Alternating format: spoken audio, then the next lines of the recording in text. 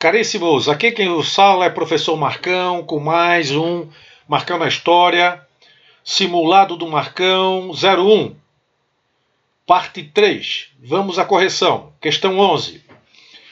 Argumento histórico. Temos um texto aqui.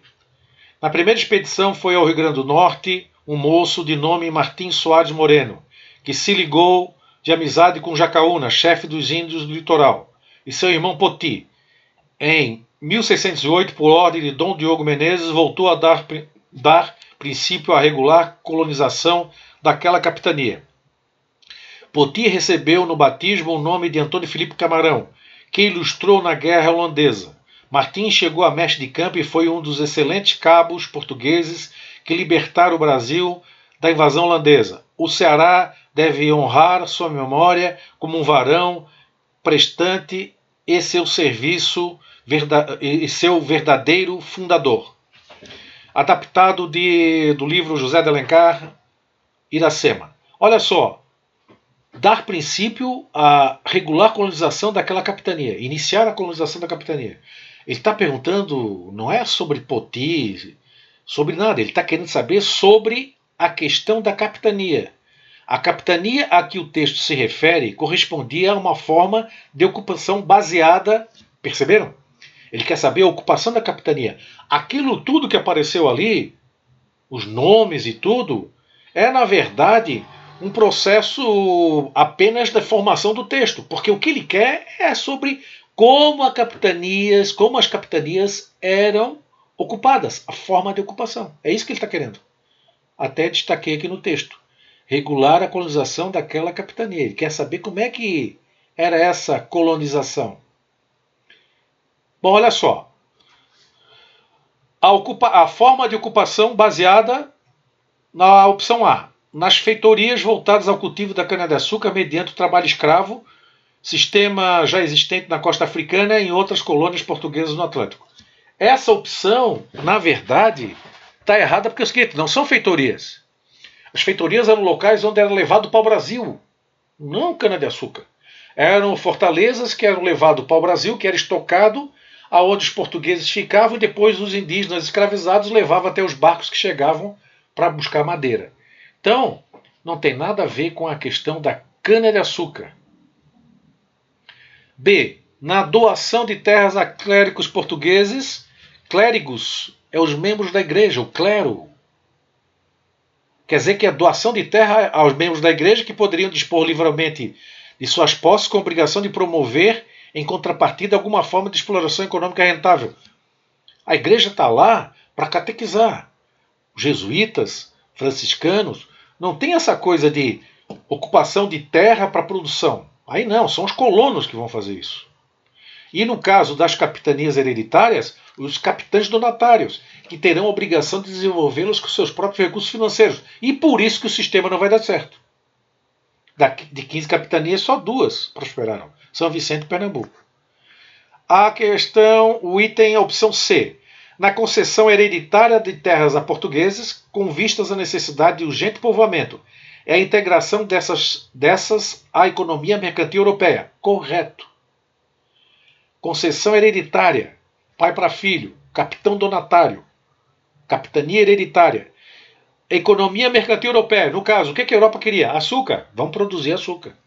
Mudas de cana-de-açúcar e o Brasil virou um imenso canavial. Só que não deu certo, né? Por quê? Porque, como eu já comentei, o próprio recurso financeiro do donatário. E não tinha condições, porque o litoral era muito extenso. Resposta correta é a C. Aqui diz, do caráter feudal da colonização, aqui já morreu a questão. Caráter feudal da colonização. Então tem o donatário é o seu feudal, com agricultura de subsistência. Não existia isso, né? O objetivo, na verdade, era produzir muito para vender para o mercado europeu. No caso aqui, o açúcar. O caráter feudal da colonização, uma vez que cada capitania possuía um sistema de cobrança de impostos e a estrutura administrativa similares à de um feudo. O sistema de cobrança de impostos é do governo português, é geral, para todo mundo vai pagar. Não tem um para. O donatário vai estipular o seu imposto. Não existe isso. O imposto vinha já prontinho de Portugal. E na concepção de que unidades administrativas autônomas poderiam constituir vice-reinos independentes de Portugal. Imagine o rei de Portugal deixando a formação de vice-reinos com vice-reinos independentes, hein? E naquela época funcionava o absolutismo monárquico. Eles querem mais explorar a colônia, transformados em parceiros econômicos. Até parece, né? Não existia esse tipo de autonomia. Então, a opção correta, a C. Questão 12. Aqui é uma questão somatória. Olha só. Nessa questão 12, deixei destacado aqui as opções corretas. O processo de ocupação do Brasil pelo colonizador europeu ocorreu de forma lenta e gradual, provocando impactos sobre os aspectos ambientais e sociais. Em relação ao processo inicial de ocupação do território, pode-se afirmar, era para ter apagado esse amarelinho aqui, mas eu esqueci e já botei para vocês a resposta correta. 01. A permanência de matas virgens no interior se explica pela fixação da maioria da população indígena no litoral, devido à maior facilidade de comunicação e intercâmbio comercial. Na verdade, os indígenas do litoral, claro que nós vamos ter indígenas no interior, os indígenas do litoral que foram importantes. Tanto para o início de tudo é no litoral. É aquela linha do Tratado de Tordesilhas. O início de tudo é no litoral. Então, as matas virgens do interior foram preservadas, porque com a exploração do pau-brasil, por exemplo, no século XVII praticamente não tinha mais nada. E o pau-brasil fazia parte da Mata Atlântica. Não é verdade? Então, 01 correta. 02. A população indígena que habitava o Brasil, à época do descobrimento, se caracterizou pelo baixo nível cultural e técnico, o que tornou-se extremamente dependente e submisso aos europeus. Correto, por quê? Viviam aqui no Neolítico, como se fossem na pré-história ainda. E os portugueses chegam com armas de fogo, com aquela tecnologia das grandes navegações que nós já vimos nas postagens anteriores. Então, a 01 e a 02 estão corretas. A 04. A migração de população indígena para áreas interioranas no decorrer do processo de colonização contribuiu para a preservação de sua herança biológica, social e cultural. Não teve migração nenhuma, eles fugiam. Mas, na verdade, isso aí não poupou esses indígenas da escravidão e da morte. Não teve essa questão do decorrer do processo de colonização. No decorrer do processo, em muitos lugares tinha até escravidão africana e escravidão indígena ao mesmo tempo, para ter noção do que a gente fala. Inclusive nos quilombos, que eram locais onde os escravos fugiam, formavam no interior, tinham indígenas também, junto com os escravos africanos.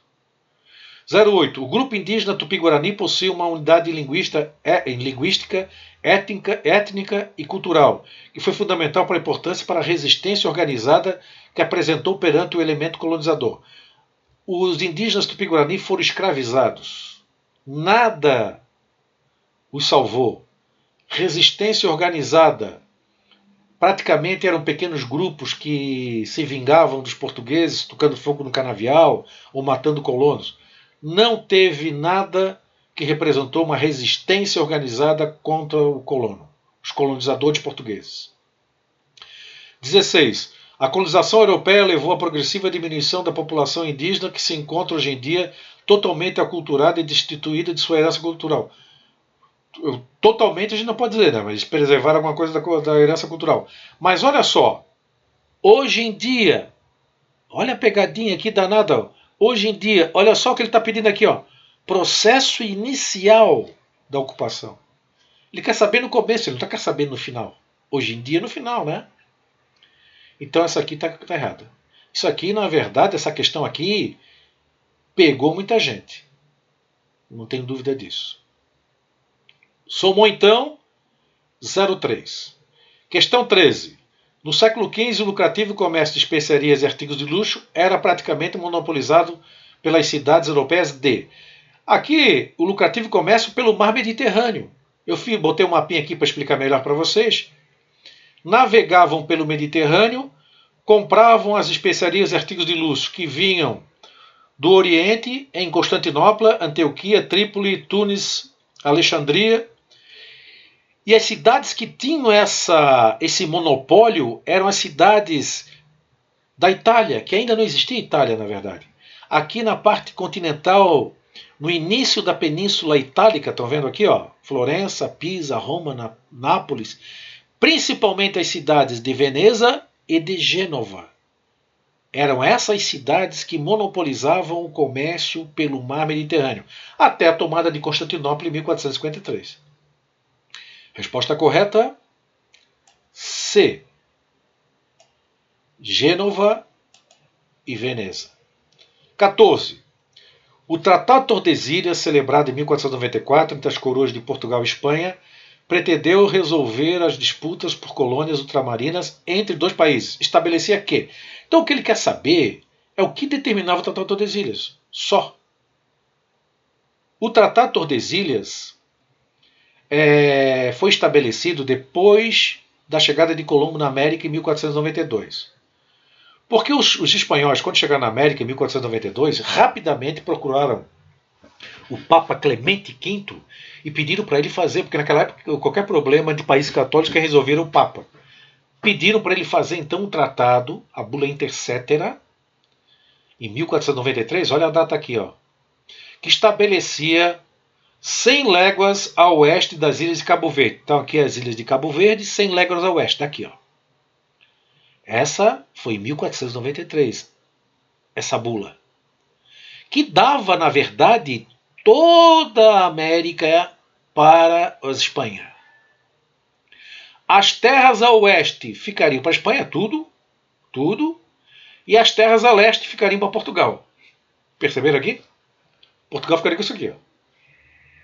Bom, os portugueses em 1494 disseram o seguinte: nós queremos 370 léguas a oeste das ilhas de Cabo Verde, que dá certinho no litoral do Brasil, um ano depois da Bula Intercetera, e ameaçaram entrar em guerra.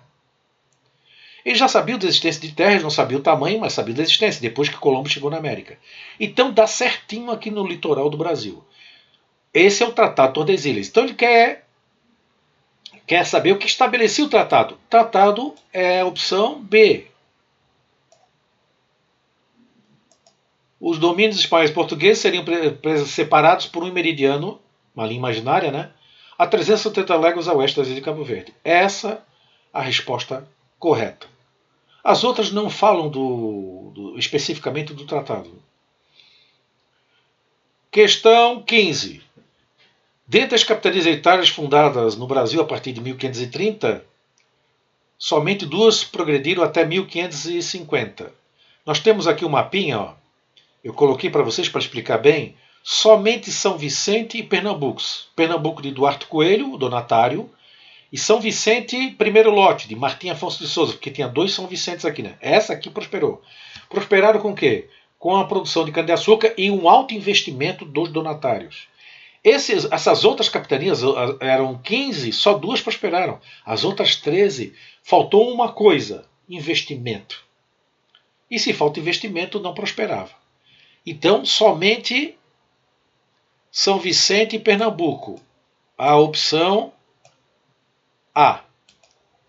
Então, pessoal, nós ficamos por aqui respondendo essas questões. 15A, 14B, 13C, 12 somatória 01, 02, que a soma deu 03. E a questão 11, resposta C. Abração do Marcão. Ficamos por aqui. Ainda vou finalizar essa correção com a parte 4. Fui!